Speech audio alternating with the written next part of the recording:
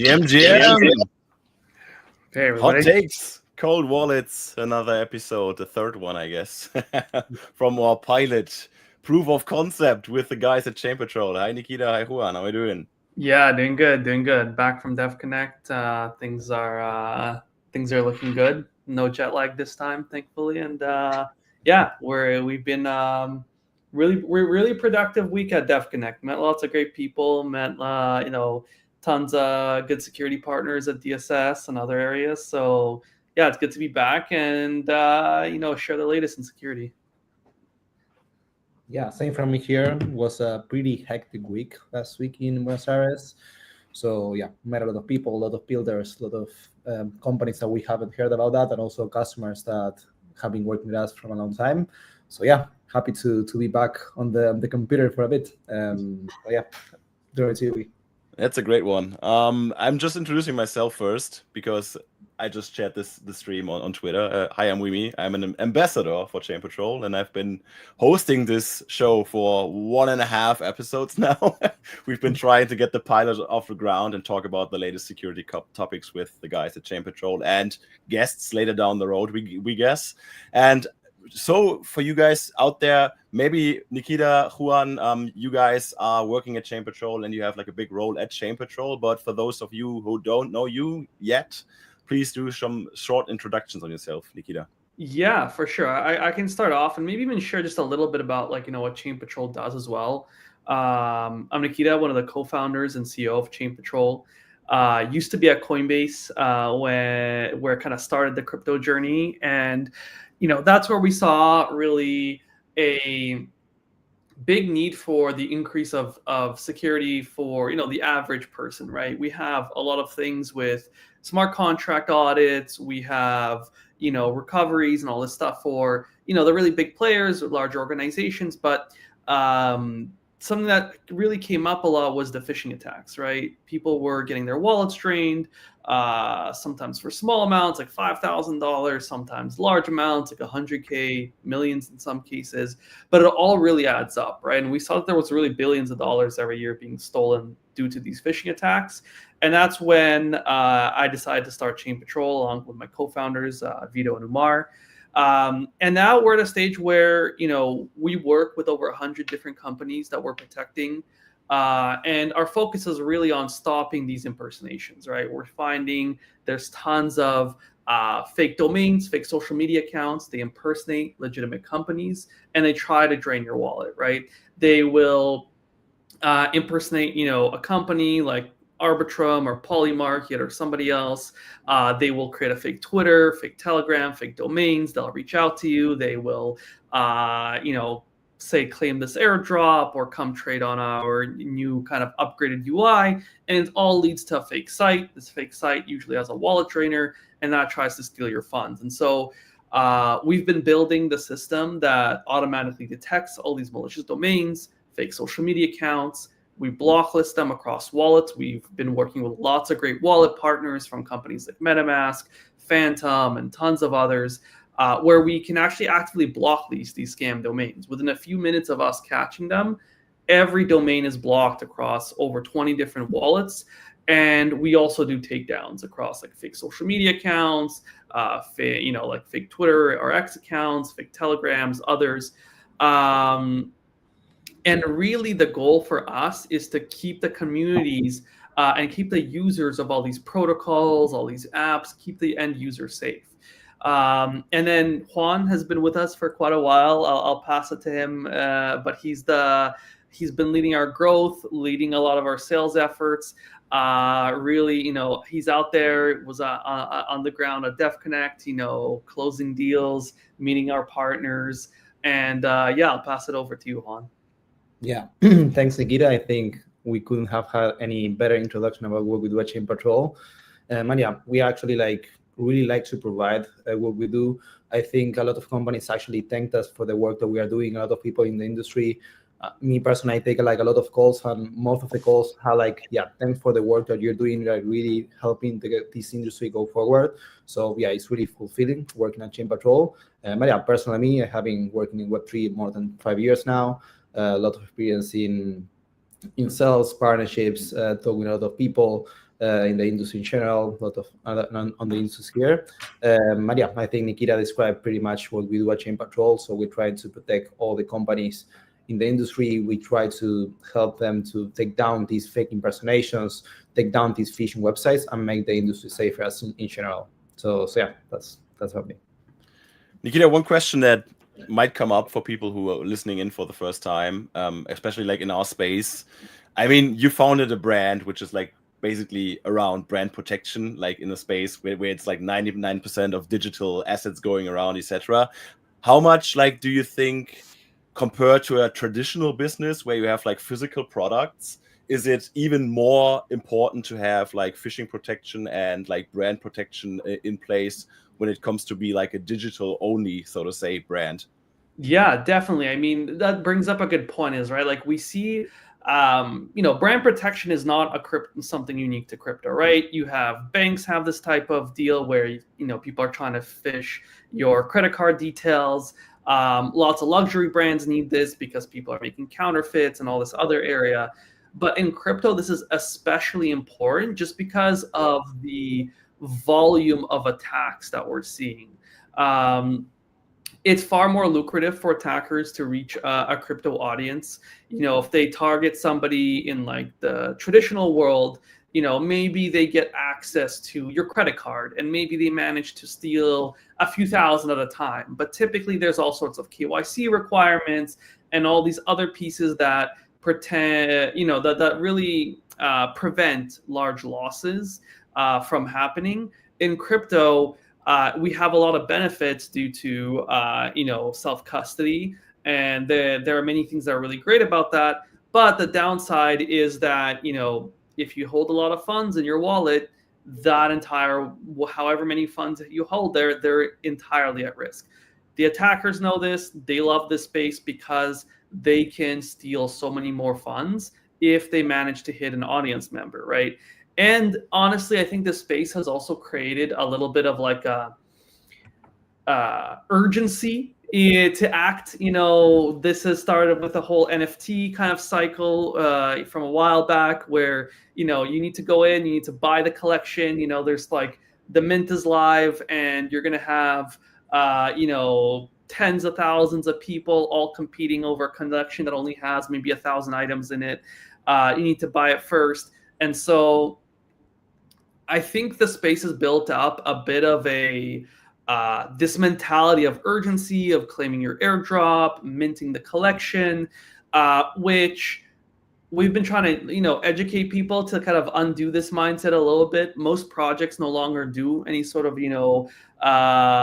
fast claims or anything else like that, but that mentality still exists in the space, and the attackers love it. And so that's why having this kind of protection is really important. And we've actually seen a lot of projects now recognize this. Even 2 years ago when we were talking to projects, many of them would be saying, what if one of our users gets scammed? It's their fault. It's not our problem. And that was the unfortunate stage of the space. But now a lot of projects have matured. They realized how important it is not to just build up your community, but actually protect them. Especially in the early stages, you're fighting for every real user of your protocol. You're battling other protocols that are maybe competitors to you. You're battling just like general irrelevance, and actually building up your community. But what has not been talked about enough is the churn you get from like bad UX, from hacks, and from users just losing funds to a drainer. And so we're seeing that, especially in the crypto space, these digital first products, brand protection has been extremely important to them.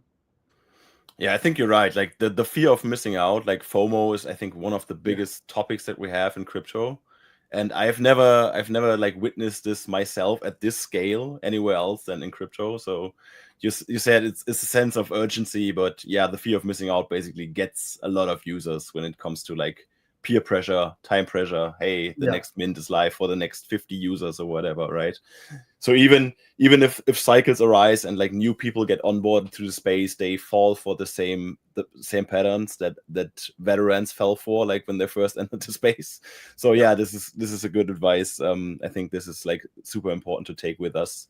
Let's talk about mistakes brought from Web 2 to Web 3, Nikita, because you basically just said like it's not only a thing of Web 3 to have like brand protection in place, you also need it in Web 2. But then again, we have Web 2, we have like convenience stuff, for example, with customer service, etc., which we do not have in crypto, right? So one of the biggest things that I see is like a convenience feature. For example, we can log in with our emails, for example, nowadays on every website, basically, right? You can just like use the social login. And sometimes Web3 users, they confuse this with their wallet login. They just log in with their wallet to every single random website that they are facing. And the problem arises after you connected your wallet. So a simple wallet connection doesn't harm you in itself, but then the follow-ups do, like transaction requests, gasless signatures, etc., etc.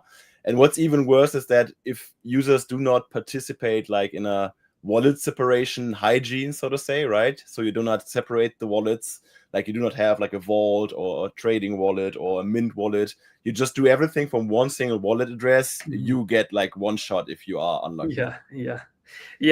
I think one of the, one of the really big issues is treating your wallet like your bank account. Even with banks, people now often have, multiple different banks because, they're farming like credit card points or something else like that. But the reality is like your wallet should not just be your one account, right? And your wallet does not have many of the same protections that your bank account has, right? Like you can't, if something goes wrong, you can't call somebody. You can't have, the transaction reversed. You can't, there are many protections missing on these wallets, to be honest. That's something that is improving. I've actually seen wallets start to implement some areas around limiting the number of transactions you can do at once or limiting the amount of funds transferred at once. So we are going to get there, but building this up in a way that works really well is actually far more complicated than people realize, because the bank only has to deal with like dollar transfers. You need to actually understand the value of each coin. So like, what does it mean to set like a $5,000 transfer limit? You need to actually be able to understand what is the underlying value of all the coins. For that, you need a really good transaction simulation. For that, you need to have good price feeds. And it's literally like, so it is more complicated than in the traditional world, because now we have so many more assets that, are being managed by your wallet. But yeah, that's actually a really important point. It's not just like dollars in there. It's tokens, and tokens have different values. Transactions are different than just saying I'm moving this money from point A to point B. But what we're also seeing with a lot of people is, one, the passwords, reusing common passwords for your wallet, entering your seed phrase is also not really like a password. You shouldn't think it's, nobody can reset it for you. If you lose it, it's gone. Somebody can't recover it for you.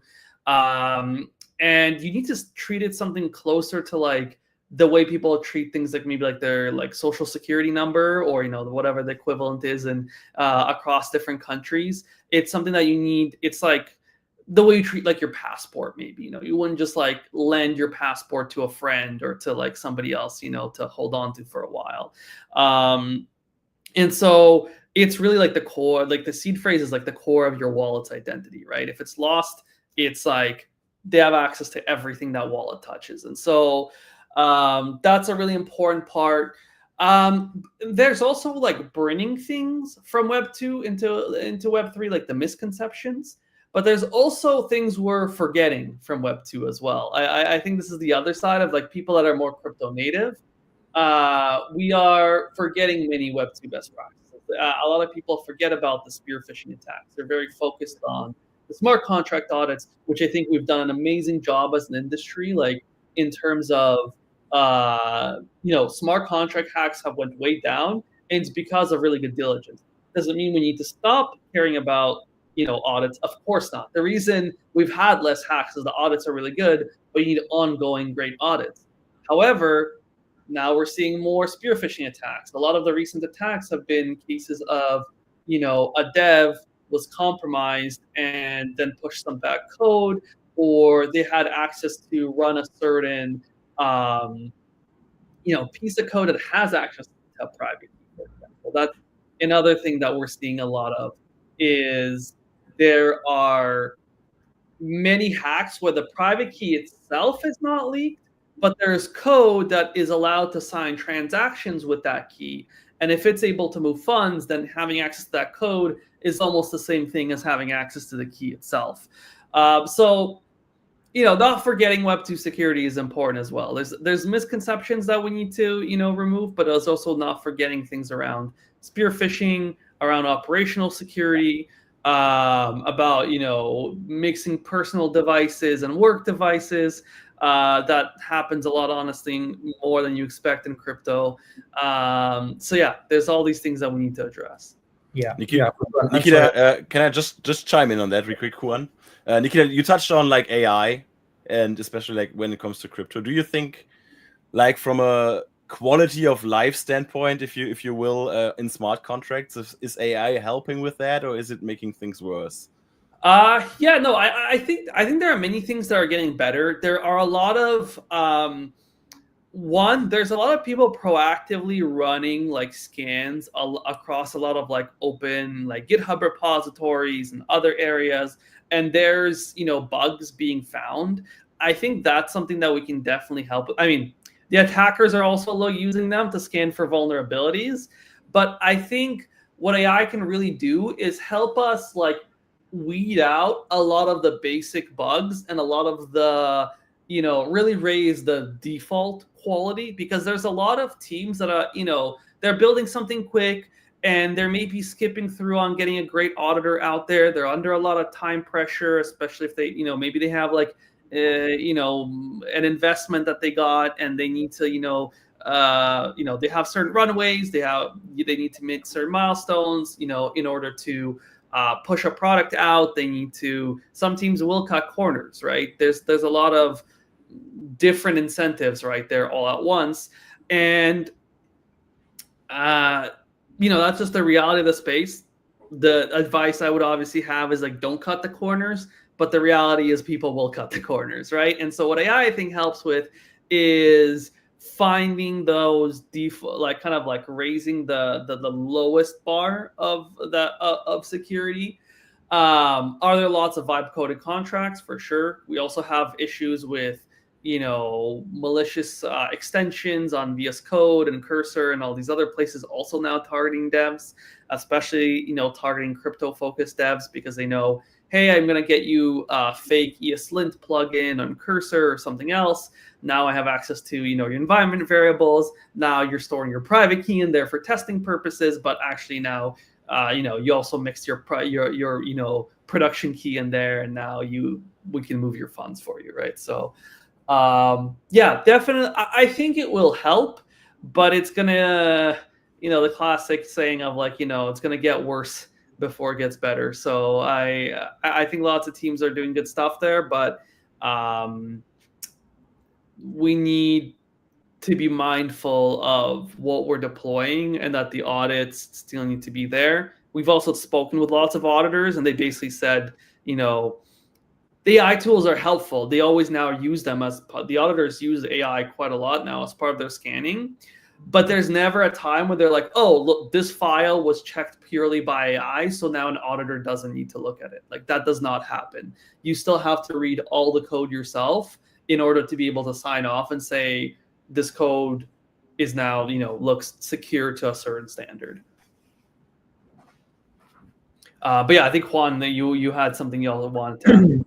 No, yeah, on the wallet side of things and what you were mentioning, I think that you brought up like great examples of why, for example, Web2 is different from Web3 on the wallet side of things, and on the bank account. Would love to put a bit more detail on that analysis and comparison.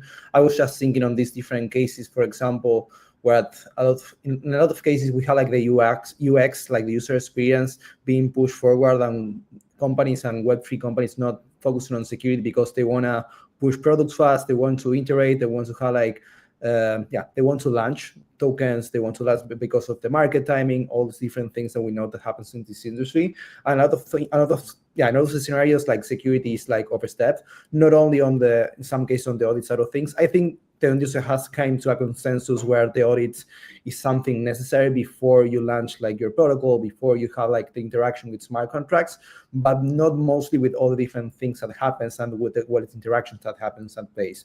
Like going to the differences that you made with the wallet and in the bank account. Some things that happen in the wallet side of things is this, the poisoning, the address poisoning, where we have scammers sending you like fake transactions. And that's, I would say, something pretty normal in Web3. Like we have seen this across all the major chains, and that's something that doesn't happen in Web2. Like you don't receive like random transfer from people. So yeah, we'd love to also see and hear this, how we can differentiate this, and also how Web3 can be better on Web2 on these different problems. Yeah, I want to just like dive into that a little bit more, the address poisoning stuff is that this happens all the time. People still literally lose like hundreds of thousands of dollars to this in single transactions. And basically like what the attacker does is, they look at your recent transactions and they will just send you a tiny bit of dust. Like they'll send you like 0.001, like ETH or something, from an address that looks almost identical to something, to somebody you usually interact with. And, we often see, people will like kind of just eyeball their transactions. They'll be like, because many wallets show you your recent transactions, and if you want to send money to somebody, they let you pick from your recent interactions. But the problem there is that they will often like remove, because of like, a wallet address is quite long. They will cut out kind of the middle. So the scammer just needs to generate something that has the same first couple of digits and same last couple of digits. And there's tools to do this. And so they can send you some money from this address. Now you think, oh, that's like my friend's address, or that's like my coworker's address where I usually send some funds to. I'm going to just copy paste it, send, and that money never arrived to your friend. It's now in the scammer's wallet. There's been surprisingly large amounts of money lost to this kind of thing. Some wallets have improved this by only looking at things, for example, where it's outgoing from your wallet and not looking at all recent transactions, and, for things that are like kind of like spam being sent to you. But something that I think more wallets really need to improve on is like their address book capabilities. Many wallets have this, but it's usually like buried somewhere deep in the UI. Whereas like with banks, the flow is like, you can't even send money if it's not in your address book, right? There's no concept of, well, some of them have this, but like at least the ones I use, typically like what they do is like if you need to add a new sender, they explicitly say, hey, this person is not in your address book. You need to add the new sender. You need to add a bunch of details about who you're sending the money to before they even let you do it. And so in this case, that would prevent a lot of the address poisoning, because you'd be like, wait, I thought I did send money to this person, but then they see that, oh, wait, no, this isn't in your address book. So still lots of UX, I think we're learning in the space, and I feel like it's like slight rediscovering of like the wheel, but it's the underlying tech that is like very, very different. So I understand why there's challenges, but soon I think the UX of wallets will be even better than that of many traditional financial services. Yeah, like Nikita, you explained it perfectly. When it comes to like the contacts or address book, you basically have to like add the contacts in the address book if you want to use it. Mm-hmm. So like a random phone number, right? Nobody like remembers phone numbers anymore. So if someone was to send you a text message with just a phone number, you were probably going to like, who the hell is this guy like texting me? I don't know. So if you're just doing this for crypto addresses, this does help. And whitelist is the function I think we're looking for. Basically is where you're just allowed to interact with addresses that you put on the whitelist, and hey, I've put the address there because it's in the whitelist of my wallet on my machine. So therefore you can be like pretty sure that this is the wallet you want to interact with. Mm-hmm. For example, I do this with my exchange wallets, for example, too. Mm-hmm. Okay, one thing that we have, I guess, is that people bring from Web 2 to Web 3 is oversharing of details, which is a good one. We touched on this like in the last space already, where I talked about people like taking photos of everything if they are at the conference, and then just posting it live to their Twitter feed or Instagram feed or whatever, or sharing the restaurant they are just sitting in. And I think in crypto, this is even worse, because with ENS addresses, with wallet addresses, with trades what we are doing, maybe like even P&Ls we are sharing like on the timeline on X, it's all public. It's all public ledger that we're interacting with. And therefore, the money that we're like transacting with gets trackable, which is not so great. Yeah, that's definitely,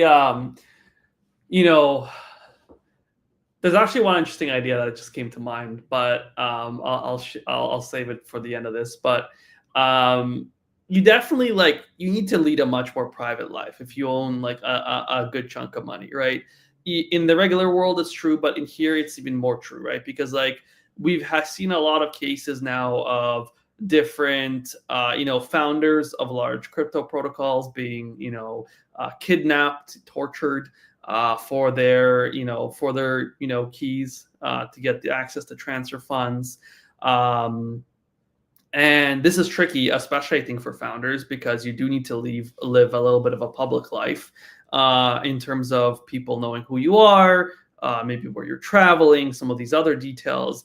But for most people, this is not the case. So you can practice more privacy.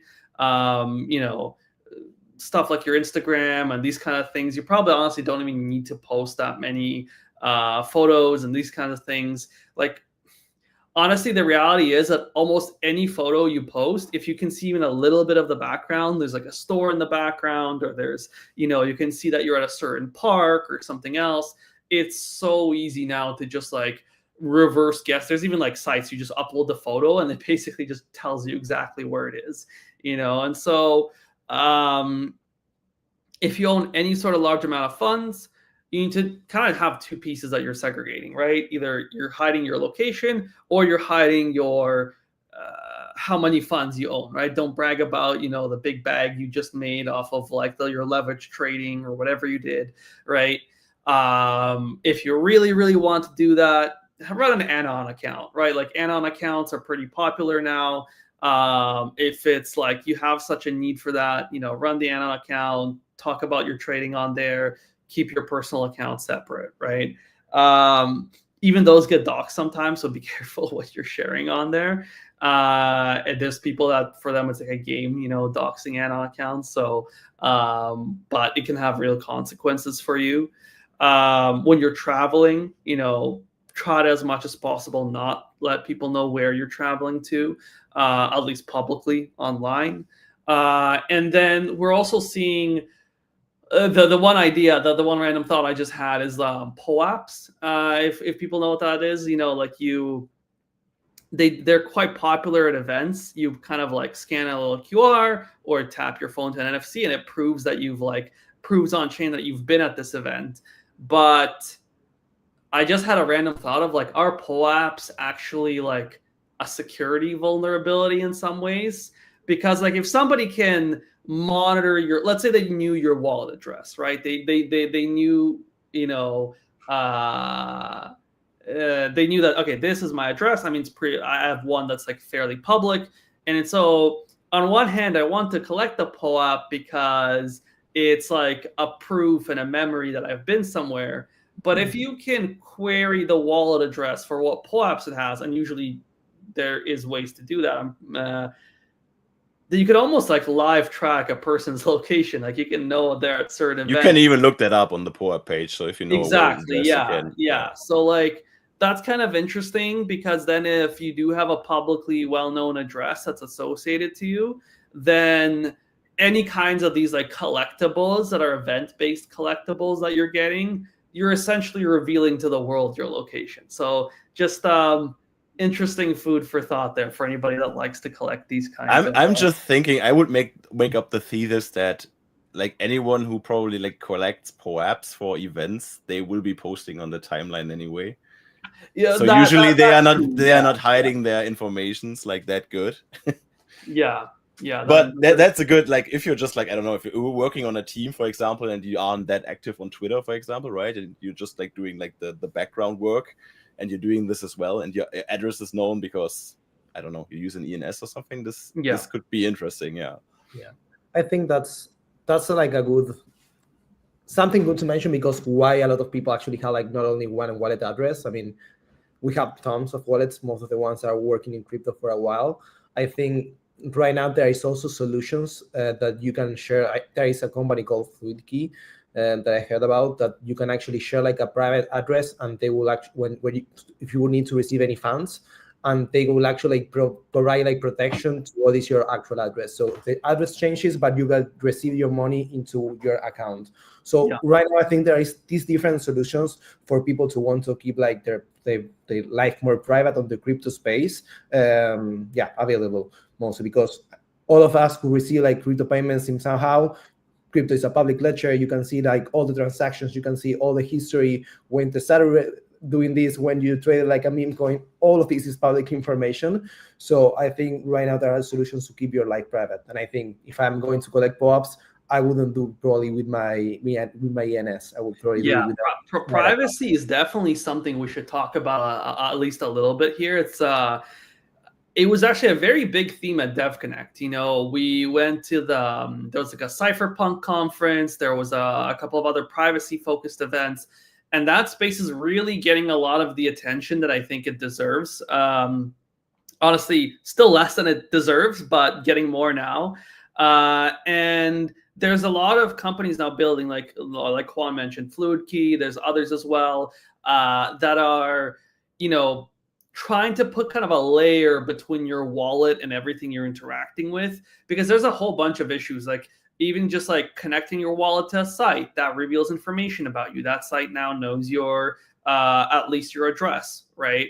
There's honestly like whole like analytics companies being built on this, which is kind of interesting. And there's probably some useful stuff for that. Like as you're, you know, they identify you as a crypto user. They also analyze your wallet. And so they actually use that for like better targeted advertising and this kind of stuff. But I could very well see how the same tech can be used by like attackers to like, you know, maybe you visited one fake site, they might even attack you then. They might just collect some analytics about you and then, you know, target you down the line. So these tools that basically, when you connect a wallet, they kind of like, I think they do stuff where they, you know, almost basically generate new addresses for you that are in the background, and, you know, you can still interact as normal, but it leaks much less information about you. And I think that's going to be like really the standard for like individuals, but also businesses as well. Like for any kind of business, if you're operating it, like you don't want to see, you know, you don't want people on chain knowing like how much money do you have, where are you sending funds, what kind of deals do you have with people. This is all, I think, going to be moving to more privacy focused solutions. So hopefully soon you will be able to collect a POAP and, you know, not leak where you are to the rest of the world. That's great. That's great. We want to talk about a data leak, which is pretty interesting because we basically cut the perfect bridge to this topic now. Because even if you are good with your OPSEC and you have like good hygiene with your data and your wallet connections, etc., you still are at the mercy of third-party services, which might leak your data. And this happened like a few days ago, where a third-party analytics provider leaked data. And not only that, it was for one of the biggest crypto tax companies we have, CoinTracker, CoinLedger, and AwakenTax. They were affected, and even OpenAI API users were affected as well. Yeah. So they got like, it depends on kind of which service you were using, which data got leaked. But for example, for CoinLedger, even your full name got leaked, because obviously, like if you're filing tax reports using that software, you're probably going to enter your name, which is an issue because they now know your name. They now know your basic rough location where you're based at.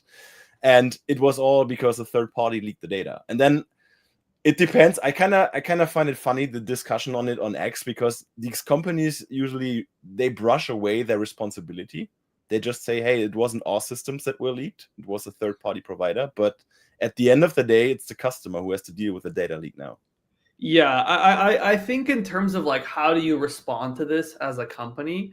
I think, one, I do think it's, you know, we need to give like a little bit of grace to the companies themselves, because the tricky thing is, they do select typically their providers quite carefully, right? The thing is, everybody and everything will eventually get hacked, so it's like, and these companies go through evaluations, right? They have like their SOC 2 compliances, they have their GDPR compliances, they have all these other things. But in the end, like a lot of these compliances are checklists. They're not perfect, right? They're point in time, they're not updated like every single day. You can get a compliance and then put something in place that violates that compliance literally the day after that, and so it's really tricky, right? It's really tricky in terms of saying like, oh, maybe use like a bad provider or something else like that, because it's, especially when a bigger one gets hacked, right? And someone that a lot of companies rely on. What I would say is you need to look at how do you respond. Like, okay, this happened. Like, let's less finger pointing around each other, but how do we protect the end user, right? How do we communicate to them what was actually leaked? Let's say if it's a crypto user, just very simply answer to your users, can I now link your name to your crypto address, right? Is this a situation, is this something that is now available to the attackers, or do they not have this data, right? Because depending on how it was stored, depending how the separations were done, maybe they know your full name, but maybe the areas where the full name was stored and the area where the crypto addresses were stored were like differently connected, or yeah, it's the case in this example, right? They don't have like wallet addresses and holdings, etc. They just quote unquote got the email addresses and maybe like the full name and rough location data. But the email addresses, I think this is like the main focus we should talk about, like, because like inboxes in Web3 we can probably disregard them, like completely. Yeah, and that's an important point, right? Because depending on what was leaked and what connections are made, it really impacts what does the user need to do, right? Like the user, you need to provide some sort of, it's tricky because as a company, you can't legally like tell the user what to do to protect themselves, because if they do something wrong, it like puts you in an even worse position. But give them clarity around what was leaked, what was not leaked, what relationships can or cannot be formed out of this data. Because, for example, like, okay, let's say now full name and email. Okay, so now what you should expect is a rise in phishing emails in your inbox. If you receive an email from us or from another company in the near future that says, you've also been impacted by something else, that's what the attackers will often do, right? They get your emails, then they start sending you a bunch of other stuff, like trying to like reset your, X account, or trying to get into your Discord, telling you now, hey, by the way, that's the other tricky thing too, is like you can't panic your users too much, because if you make them panic, that's the attackers also use that, right? Because then they get a bunch of emails saying, oh, because of this leak, now your other accounts are compromised. Please go here and reset your password. But where you're going to reset your password, they're actually phishing your password, right? So have a calm response to your users, first of all. Give them clarity and give them, I think, at least some details on what they can expect. What kind of increase in attacks can they expect, so they have some awareness, right? If it's your email, you're going to get more phishing. If you get anything urgent saying like you need to reset passwords, like watch out for that. That might be also phishing, right? So try to protect your end users. And so that's a case where your email was phished. Now, let's say your email was not gone, or like they don't know what your email is from these details, but they know your full name and your address, like your wallet address. That's a different kind of response that you need to expect, right? Then it's, okay, watch out for address poisonings, watch out for like a bunch of fake NFTs being put into your wallet and like fake claims being sent to you, but more on the wallet side. Also, if you have a large amount in that wallet, like let's say over 50K or something like that, watch out for more targeting around you as a person, right? Because now they know you're a high, like, or 50, I don't know what the kind of the exact threshold of money is, but at a certain point, you're considered a high net worth individual, right? That is going to be targeted by crypto attackers, right? And if it's over a certain amount, you should know that, people now know that you own this amount of money at least, right? And so take what precautions you will, right? Because whatever hygiene you were practicing on protecting your location and keeping your money, private, now somebody knows, right? And so I think giving the users the information they need to know on very clearly on what was leaked, what was not leaked, and maybe at least a little bit of guidance on what that might mean in the terms of what types of attacks that can lead to, would be, I think, one of the ideal responses that I would like to see from these companies. Because while you may not be responsible for for these leaks, in the end, protecting your end users is the most important thing you can do. Yeah. That's like the perfect fit for Chain Patrol, I guess. But I think the responses by I've seen these by CoinTracker, CoinLedger, AwakenText, and OpenAI. They were pretty much spot on. They also said like, hey, expect like more phishing entering your inbox. Please make sure that you can have 2FA on. If you have the possibility to, we strongly recommend you to have 2FA on, which is like a thing we talked about in the space before as well. And because it's Black Friday, we also have security gear on sale. And you might want to think about like getting a hardware key because they are reduced nowadays. Yeah, we're running. There's a lot of those running right now. There's Ledgers and others are running right now. We definitely want to look at those. Take the time to upgrade your security. It's gonna take maybe a couple $100, even less in many cases, but it's gonna save many, many thousands, if not millions. And so keep some backups. Invest in good security practices, get maybe a camera on your front door, this kind of stuff as well, all useful stuff. Us at Chain Patrol, we're running some areas in this as well, where companies that are looking for brand protection, we're running some of our own deals as well around, anybody that closes before the end of the year, we're offering some promotions as well. Actually, a very important point around the security and the holidays that I think we can make is companies know that, the attackers, they know that some of your team will be less active. We've got like Christmas and New Year's and all the other different kind of holidays coming up. And attackers know that you're going to have less staff active to, respond to incidents during this time. You really want to make sure, do you have dedicated triagers available, whether it's on your team, your own on-call staff, or if you're paying for like a virtual CISO or like partial like CISO, or you have a security company that, is on retainer. What are their plans around this time? Typically, they will have people available, but just double check, make sure. And we always see spikes in attacks during this time in terms of impersonation, in terms of phishing, because they know that, if they make a fake domain and they target your company, the domain might take slightly longer to take down because their registrar staff are, some of their support staff are on holiday. They will try to target. They also know your own staff might be seeing these kind of drainers come up less often, or less clearly, because, they're spending time with their family or whatever it is. So we always see spikes in attacks during this time. The attackers know when people are off. They try to target people on weekends. They try to target people on holidays.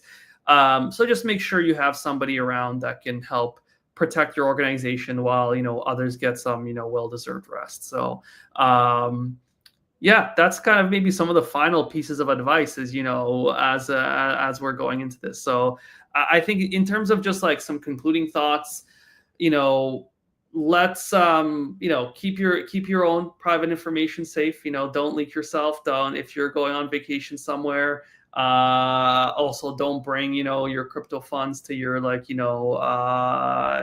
your holiday vacation with you.